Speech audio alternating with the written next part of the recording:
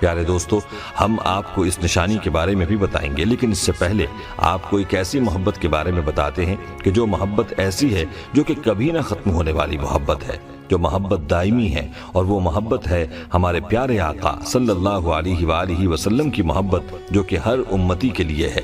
ہمارے آقا صلی اللہ علیہ وسلم نے اپنے قیامت تک آنے والے امتی سے ایسی محبت کی ہے کہ جس کی مثال ملنا مشکل ہے۔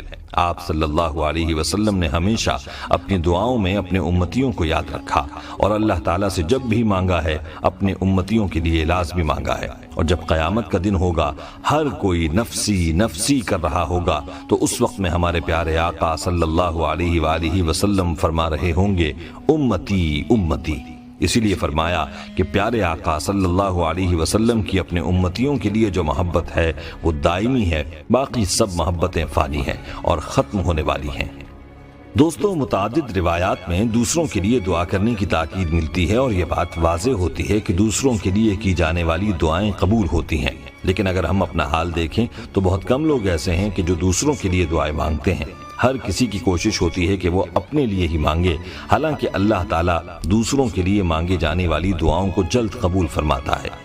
حدیث پاک میں ہے، نبی کریم صلی اللہ علیہ وسلم نے فرمایا، پیٹھ پیچھے مسلمان بھائی کی دعا قبول ہوتی ہے، اس کے پاس ایک فرشتہ دعا کرنے والے کے سر کے قریب مقرر ہوتا ہے۔ جب کوئی کسی مسلمان بھائی کے لیے دعا کرتا ہے تو فرشتہ اس پر آمین کہتا ہے، اور یوں کہتا ہے، مسلمان کے حق میں تو نے جو دعا کی ہے وہ تیرے لیے بھی اس جیسی ہی نعمت و دولت کی خوشخبری ہے۔ ایک حدیث پاک میں اس طرح وارد ہوا ہے، حضور نبی کریم صلی اللہ علیہ وسلم نے فرمایا، اللہ تعالیٰ فرماتے ہیں، میں پہلے تجھ سے شروع کروں گا، یعنی تم نے جو دعائیں دوسروں کے لیے مانگ رہے ہو وہ سب دعائیں میں پہلے تمہارے حق میں قبول کروں گا، پہلے تمہیں دوں گا۔ دوستو، اس حدیث پاک سے اندازہ لگائیں کہ اللہ تعالیٰ کو اپنی مخلوق سے کتنی محبت ہے۔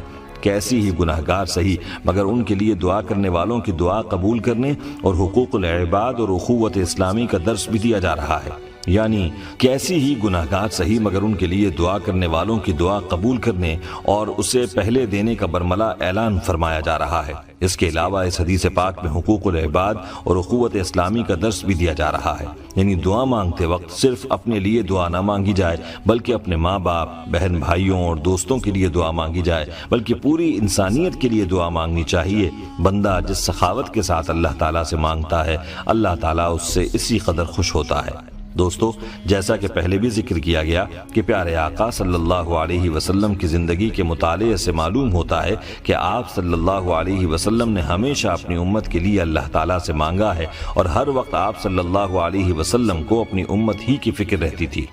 دوستو، آپ کو بتاتے چلیں، حضرت امام غزالی رحمۃ اللہ علیہ فرماتے ہیں، ایک حدیث میں آیا ہے کہ آدمی کی دعا اس کے بھائی کے حق میں اس قدر زیادہ قبول ہوتی ہے کہ خود اس کے حق میں اتنی قبول نہیں ہوتی۔ اور فرشتوں سے اپنے لیے دعا کرانے کی بہترین تدبیر کے بارے میں حدیث پاک میں اسی طرح آیا ہے کہ جب کوئی مسلمان اپنے کسی مسلمان بھائی کے لیے خیر و فلاح کی کوئی دعا کرتا ہے تو اللہ تعالیٰ کے فرشتے کہتے ہیں، وَلَكَ مِثْلُ ذَلِكَ، یعنی اللہ کے بندے، یہی چیز اللہ تجھے بھی عطا فرما دے۔ بس ہر مسلمان کے لیے کسی بہتری کی دعا کرنا، یہ در حقیقت فرشتوں سے اپنے لیے دعا کرانے کی ایک یقینی تدبیر ہے۔ دوستو، یاد رہے کہ آپ کی زندگی میں جو خوشیاں ہوتی ہیں وہ ان لوگوں کی دعاؤں کا ثمر ہوتی ہیں جو آپ کے پیٹھ پیچھے دعائیں کر رہے ہوتے ہیں، اور ان کی دعاؤں ہی کی وجہ سے آپ کو خوشیاں ملتی ہیں۔ اور اکثر اوقات ایسا بھی ہوتا ہے کہ آپ کو اچانک یا پھر غیر متوقع طور پر کوئی خوشی مل جاتی ہے جو کہ آپ کے عام حالات کے موافق نہیں ہوتی، بلکہ غیر معمولی ہوتی ہے۔ اگر آپ کے ساتھ بھی کبھی ایسا ہوا ہے تو جان لیں کہ آپ کے لیے کوئی نہ کوئی دعائیں مانگ رہا ہے۔ دوستو، اس بارے میں حضرت علی رضی اللہ تعالیٰ عنہ فرماتے ہیں کہ جب کبھی آپ بہت زیادہ خوشی محسوس کرنے لگو اور آپ کے اندر خوشی کے احساسات زیادہ ہونے لگیں تو جان لو کہ کوئی نہ کوئی آپ کے لیے کہیں دعائیں مانگ رہا ہے۔ اسی لیے کہتے ہیں کہ خوش قسمت انسان وہ ہے جس کو دوست کی وفا اور ماں کی دعا مل جائے۔ قصہ مشہور ہے کہ حضرت موسیٰ علیہ السلام جب کوہ طور پر اللہ تعالیٰ سے ملاقات کے لیے جاتے تھے، جب حضرت موسیٰ علیہ السلام کی والدہ فوت ہو گئیں اور حضرت موسیٰ علیہ السلام اس کے بعد کوہ طور پر ملاقات کے لیے گئے تو غیب سے آواز آئی، اے موسیٰ، اب سنبھل کے قدم رکھنا، پہلے تمہارے ساتھ تمہاری ماں کی دعائیں ہوتی تھیں، لیکن اب تمہارے پیچھے دعا کرنے والا کوئی نہیں رہا۔ دوستو اس لیے ہمیں ان لوگوں کی قدر کرنی چاہیے جو ہمارے پیٹھ پیچھے دعائیں کرتے رہتے ہیں۔ ان میں والدین سر فہرست ہیں جو اپنی اولاد کے لیے ہر دم دعاؤں میں مصروف رہتے ہیں۔ ان کے علاوہ ان میں آپ کی بہنیں، بھائی، دوست اور باقی رشتہ دار بھی شامل ہو سکتے ہیں۔ اسی طرح سے وہ لوگ جو اللہ والے ہیں، علماء، فقہاء، اولیاء، وہ لوگ بھی پوری انسانیت کے خیر خواہ ہوتے ہیں، وہ بھی پوری انسانیت کے لیے دعائیں مانگتے ہیں۔ ہمیں ان کی قدر کرنی چاہیے اور ہمیں بھی اپنی دعاؤں میں ان لوگوں کو شامل کرنا چاہیے۔ دوستو مفسرین کا کہنا ہے کہ دوسروں کے لیے مانگی جانے والی دعا ریاکاری سے بعید ہوتی ہے۔ ایسی دعا محض خلوص و محبت کی بنیاد پر کسی کے لیے اس کے پیٹھ پیچھے کی جاتی ہے۔ اس میں اخلاص بہت زیادہ ہوتا ہے، اسی لیے غائب کی دعا غائب کے لیے بڑی تیزی سے قبول ہو جاتی ہے۔ مفسرین کے نزدیک دوسروں سے دعا کی درخواست کرنا بھی مسنون ہے۔ دوستو اسی لیے کہا جاتا ہے کہ ایسا انسان دنیا کا خوش قسمت ترین انسان بن جاتا ہے جس کے لیے لوگ غائبانہ دعائیں کریں۔ دوستو یہاں پر آپ کو سب سے زیادہ قبول ہونے والی دعاؤں کے بارے میں ایک حدیث سناتے ہیں۔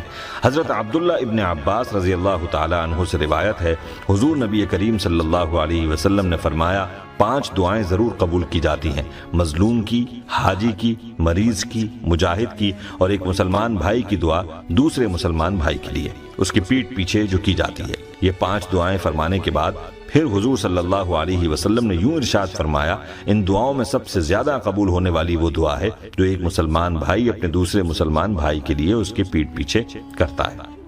اور آخر میں دوسروں کے لیے دعائیں کرنے کی تاکید کے حوالے سے ایک واقعہ آپ کی خدمت میں پیش ہے۔